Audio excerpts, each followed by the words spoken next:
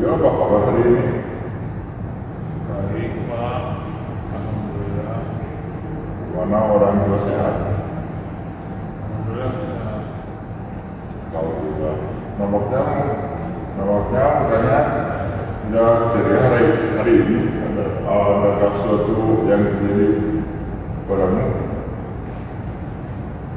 Ini Pak, terus terang saya itu sebenarnya ada sesuatu yang mau saya bicarakan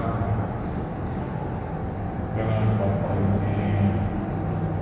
Oh, Itulah saya datang ke sini untuk menceritakan hal yang tidak mengenakan. baik. Bapak akan siap mendengarkan cerita kamu. Pak Ibu tidak perlu merasa takut untuk menceritakan segala masalah yang Pak Ibu alami sekarang ini. Karena di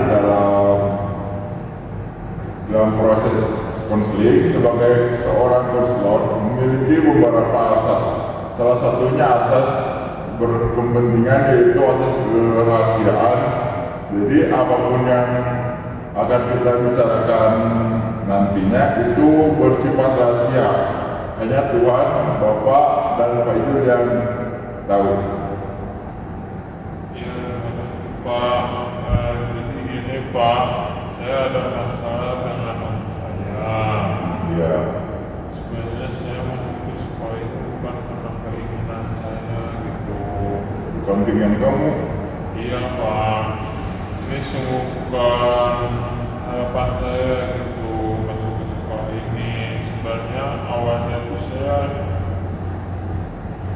ingin masuk ke SMK karena saya ingin mengambil perkantoran Pak. Saya tuh lebih suka dengan jurusan perkantoran Iya, karena memiliki banyak praktek. Bagaimana ya selayaknya orang-orang di kantor bekerja. Sedangkan kalau di SMA banyaknya belajar materi sesuai dengan mata pelajaran masing-masing, dan saya rasa bahwa saya lebih mampu di jurusan perkantoran Pak. iya. Tapi om saya menyuruh saya masuk ke SMA karena katanya SMA itu lebih bagus dan daripada SMK gitu. Kalau SMK tidak ada waktu saya di rumah untuk bekerja dan belajar karena kebanyakan praktek di rumah. Jadi jurusan yang saya saat ini ambil di sekolah ini yaitu IPA tidak sesuai dengan minat saya Pak. Rasanya gitu. Begini ya. Kalau menurut kamu bahwa itu tidak sesuai dengan minat dan kemampuan yang kamu miliki, mengapa kamu tetap menuruti permintaan orang kamu untuk masuk ke sekolah itu? Saya tidak pernah menolak Pak pekerjaannya kepada om saya karena di sini saya tinggal dengan om saya, dan om saya hanya om saya yang membiayai uang sekolah. Saya takut ketika saya nekat masuk ke SMK nanti om saya marah dan tidak mau membiayai sekolah lagi. Karena om saya itu orangnya orangnya keras, maunya apa yang diinginkannya harus diikuti, sedangkan mau mengharapkan orang tua dia keadaannya memang tidak mumpuni Pak. Dari cerita kamu tadi rasanya gimana ya? Ya sekarang ini kamu jengkel dengan diri kamu sendiri ya, karena tidak bisa memberanikan untuk diri masuki di SMK. Ya Pak, bagaimana saya tidak jengkel gitu kalau saya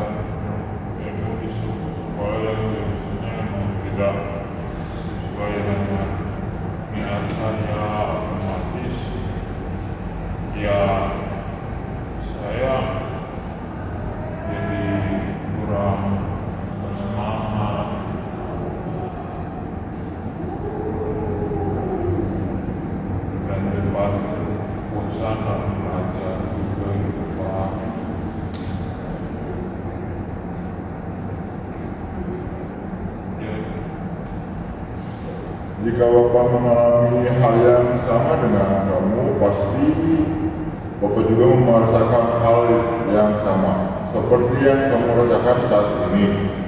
Apa yang kamu bisa lakukan selanjutnya?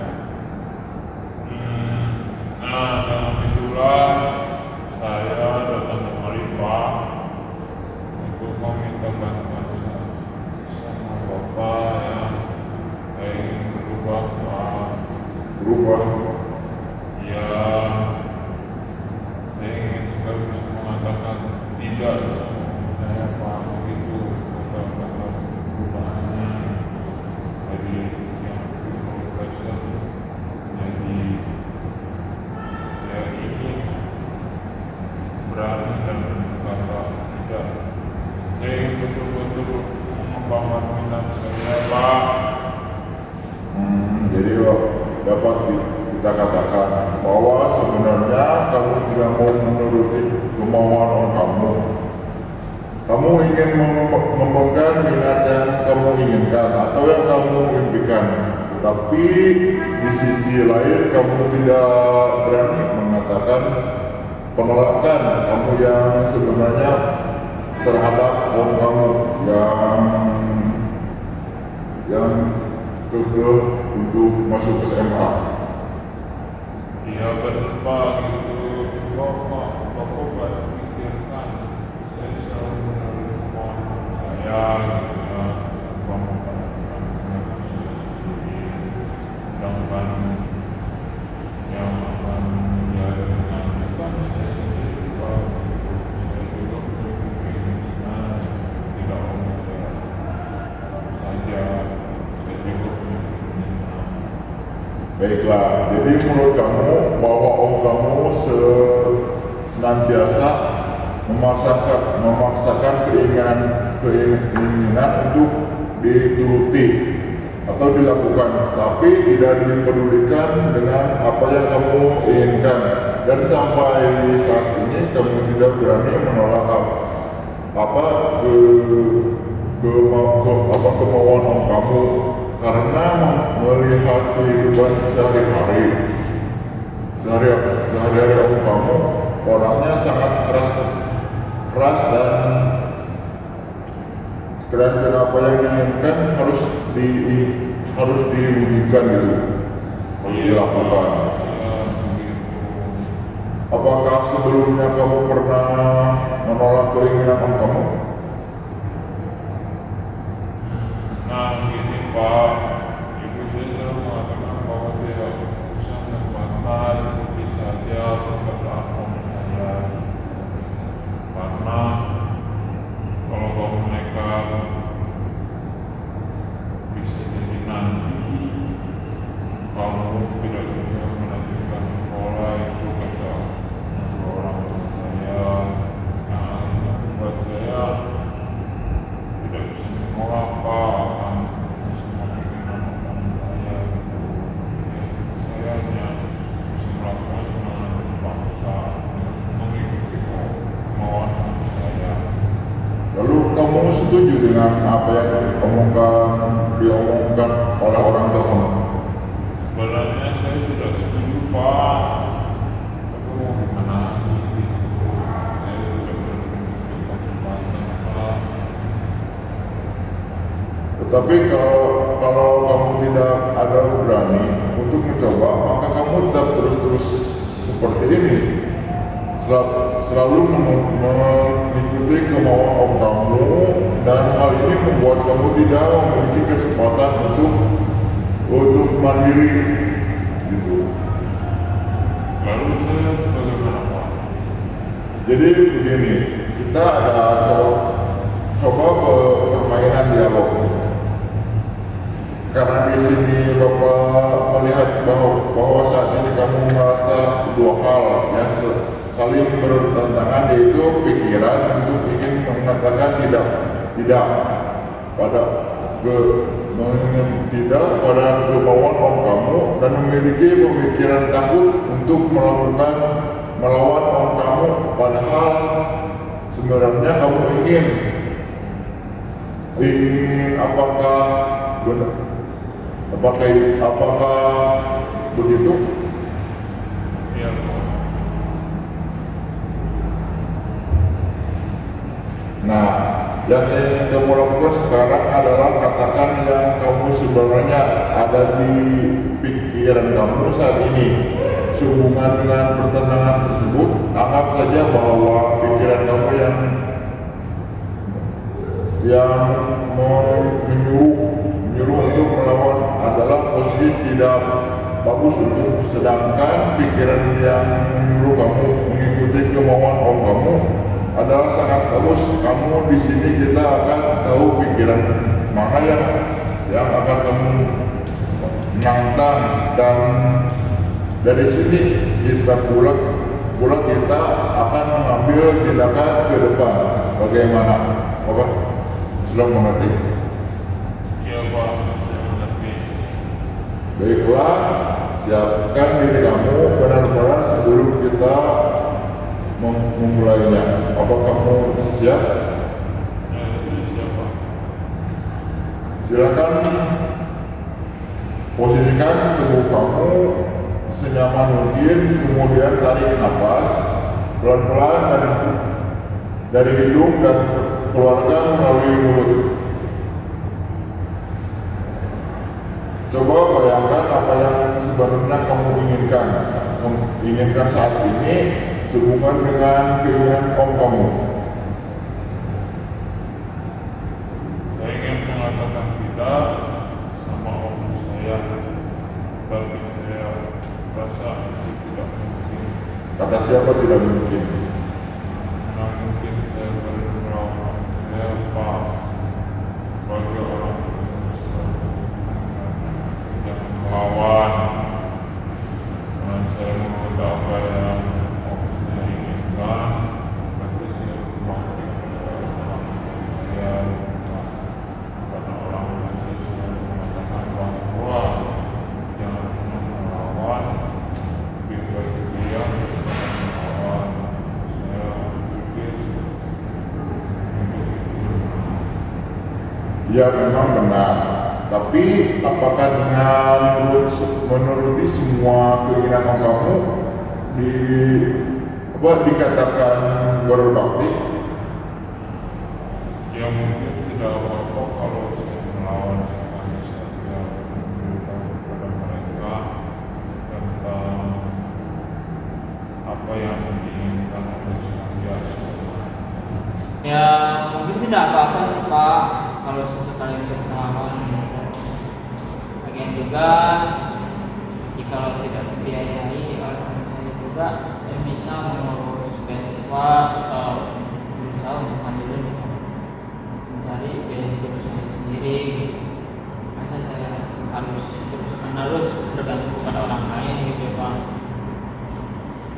Ya saya juga takut gitu kalau ketergantungan.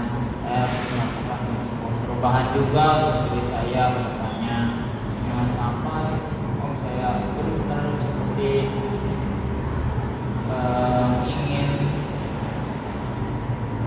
menginginkan saya seperti A, seperti B. Kalau begini terus kan kapan saya bisa maju gitu Pak, kalau diatur dahulu. Cukup. Dulu untuk sementara Pak Ijo, dari sini kita bisa bahwa sebenarnya kamu percaya pada diri kamu, dan kamu mengatakan bahwa kamu bisa, dan dapat diambil kesimpulan bahwa kamu harus benar-benar bisa melawan kemauan om kamu. Ya Pak, betul. Tapi saya tidak tahu bagaimana saya harus mengungkapkan semua dan cara apa dan lain sebagainya Pak. Di sini kita akan melakukan teknik M-RED, guys, atau teknik kursi kosong. Yang kedua, silakan persiapkan diri kamu, posisikan badan kamu senyaman mungkin. Tarik nafas pelan-pelan melalui hidung dan keluarkan secara pelan melalui mulut. Lakukan berulang-ulang sampai benar-benar merasa lega. Terus bayangkan di kursi ini ada bapak kamu dan dan akan mengatakan yang sebenarnya kepada om kamu. Coba diceritakan kembali apa yang kamu bisa bayangkan.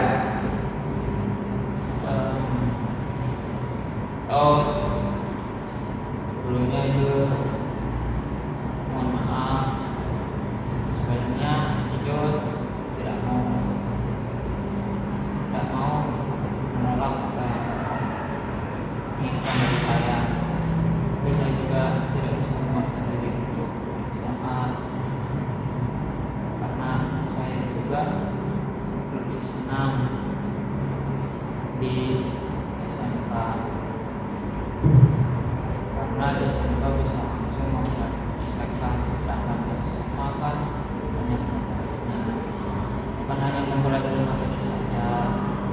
Cuma juga saya masuk sekolah di sekolah tersebut, tapi bukan dengan minat saya gitu Pak. Saya hanya bisa melakukan aja dari sekolah saya.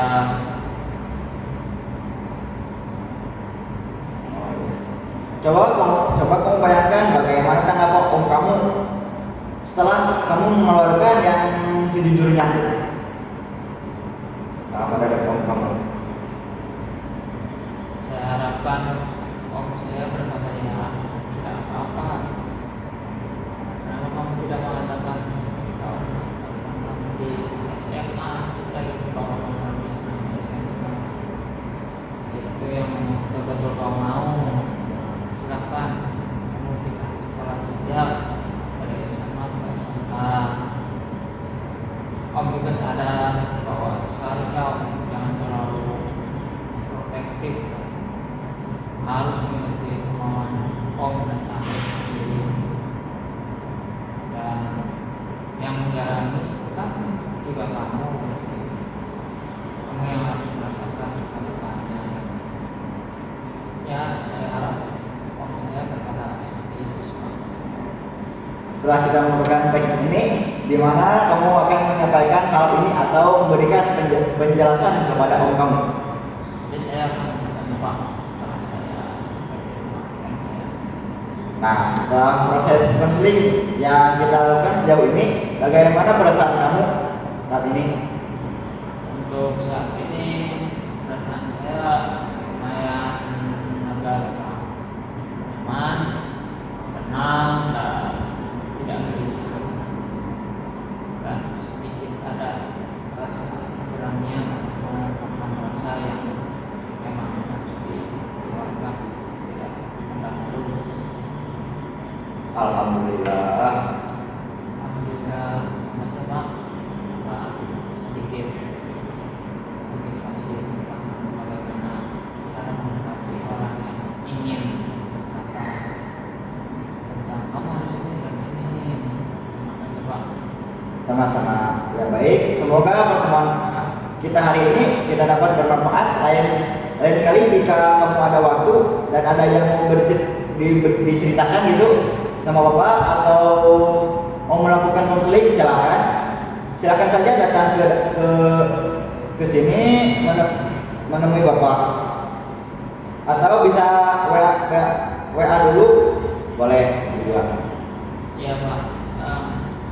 Nanti kalau ada hal kelanjutan dari masalah ini saya bisa hubungi dengan Bapak.